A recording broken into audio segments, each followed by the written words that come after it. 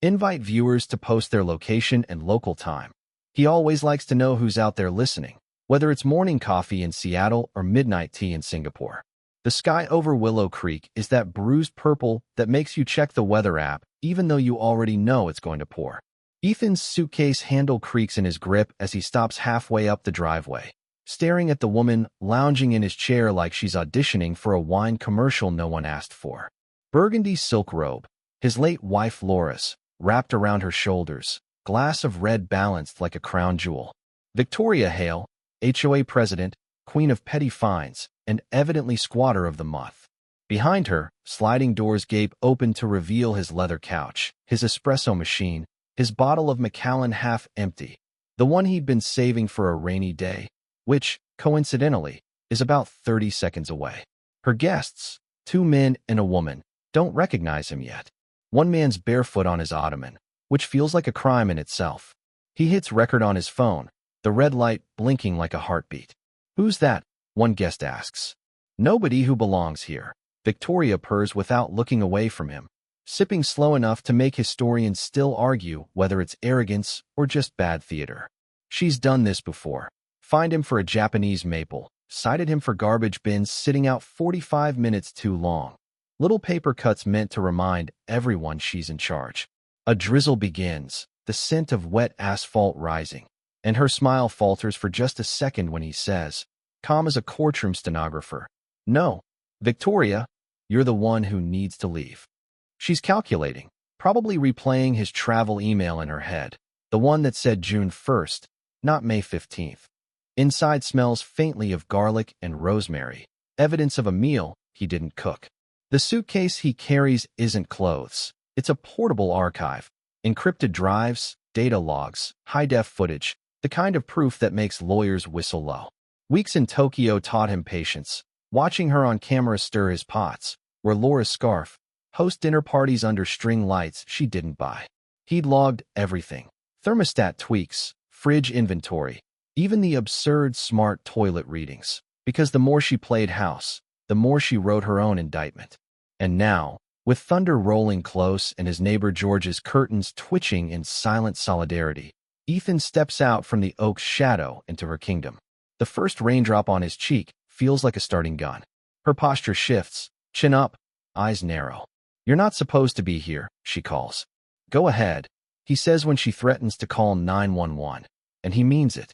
The storm isn't just in the sky. It's right here on the porch, and it's about to break wide open.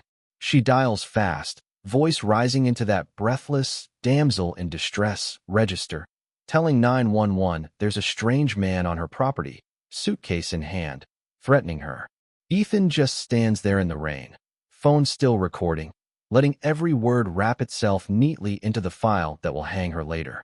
When she hangs up, she straightens like she's already won. "They'll be here in minutes," she says. "You might want to think about what you're going to say." He smirks. He's been thinking about it for weeks.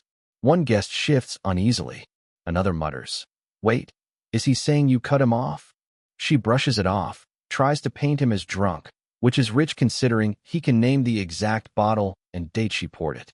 Sirens rise in the distance, the sound bouncing between neat rows of houses until 2 cruisers roll up, lights splashing red and blue across the siding. Sergeant Harris, steady and broad-shouldered, takes in the scene with a glance. Officer Reed's hand hovers near his holster. Victoria launches into her script, "Trespasser, danger, HOA authority." Harris asks Ethan for ID, and Ethan, careful as a man defusing a bomb, hands over his license. Address matches. Victoria tries to pivot. Documents can be forged, titles irrelevant when she's responsible for the property.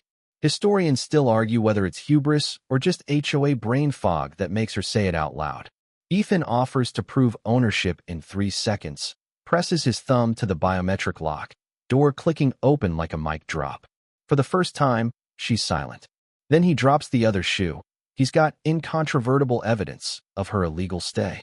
Right on cue, a black sedan pulls up and Daniel Brooks steps out, briefcase in hand, unhurried in a way that makes people nervous. He shakes Harris's hand, introduces himself as Ethan's attorney, and without ceremony cues up Exhibit. Victoria's own voice bragging about his itinerary, her plan to vanish before he returned. The officer's shift is immediate. Reed's jaw tightens. Harris's eyes flatten into that cop look that means trouble. Victoria stammers, but then Peter appears in the doorway, pale as printer paper, muttering apologies. He spills everything. 2 weeks in the house, friends over, whiskey gone. He didn't think about cameras. "Thank you, Mr. Hale," Daniel says mildly, "which is lawyer speak for you just handed me the game ball." Harris moves in. Miranda writes rolling out over the ring. The cuffs snap, metallic and final. She twists to glare at Ethan. Something about this not being over, but the cruiser door swallows her words. Her guests melt away into the street. Peter stands wringing his hands until Ethan tells him to go home. Inside, the air smells of cedar, coffee, and the intruder's perfume. Every out-of-place pillow, every wine ring on the coffee table is logged. The walkthrough feels surgical. List everything, touch nothing, especially Laura's section in the closet where the blue silk scarf is missing. Daniel warns it'll get louder before it's over. She'll lawyer up, spin the story. But facts are heavy things, and they're all in Ethan's corner. As Daniel leaves, rain washes the last of the tire marks from her driveway throne. The neighborhood's queen is in a cell tonight, and the porch finally feels like his again. The courthouse smells faintly of old paper and damp coats the morning of the arraignment. Victoria arrives in a beige trench like she's on her way to a charity luncheon, hair perfect, makeup a study in symmetry, but her eyes have that glassy tightness of someone bracing for impact. Cameras click like locusts as reporters track her up the steps.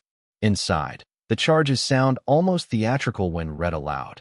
Trespassing, burglary, theft, fraud.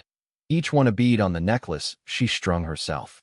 She pleads not guilty to all of it, chin high as though the weight of a dozen witnesses and hours of footage can be shrugged off. Summer drags her through preliminary hearings, each one another layer peeled back. Daniel plays the audio again, her voice bragging about his itinerary, and follows it with the still shot of her wearing Laura's scarf, smiling at herself.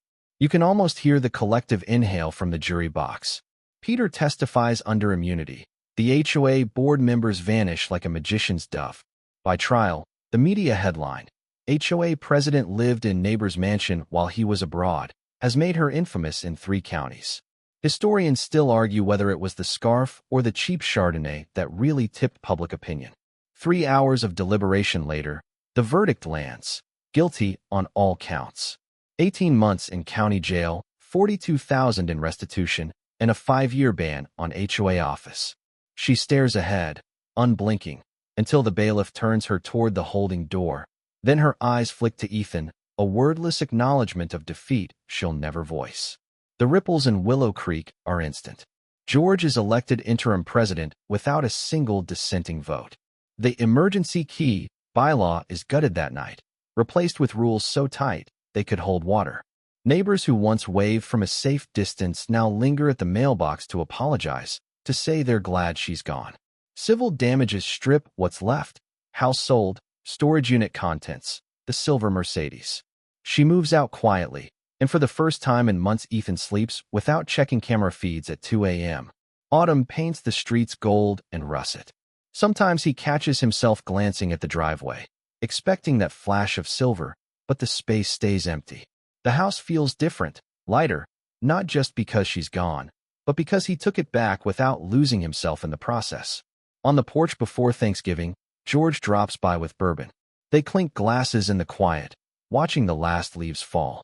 "Think she'll come back?" George asks. Ethan shakes his head. "Not here. Not after that." The wind down comes slow, like the last notes of a song fading into the night. The rain's memory has softened into something almost comforting, tapping faintly in his mind as he walks through rooms now entirely his own. He moves without checking over his shoulder, without the itch to scan corners for signs of intrusion. The neighborhood hums at its own pace, gossip replaced by the more honest rhythm of lawnmowers and kids on bikes. He thinks of Laura's words, about letting bullies tie their own knots, and feels the truth in them. That summer storm wasn't about fury. It was about patience, about letting the rope run out and knowing when to pull. In the evenings, the porch light glows warm against the dark, a quiet beacon to no one in particular. He sits with a book or just the sound of night insects, letting the air settle. Every creak of the house feels like a familiar voice now, each shadow exactly where it should be. And in that stillness, there's a kind of peace that doesn't need to be announced, only kept.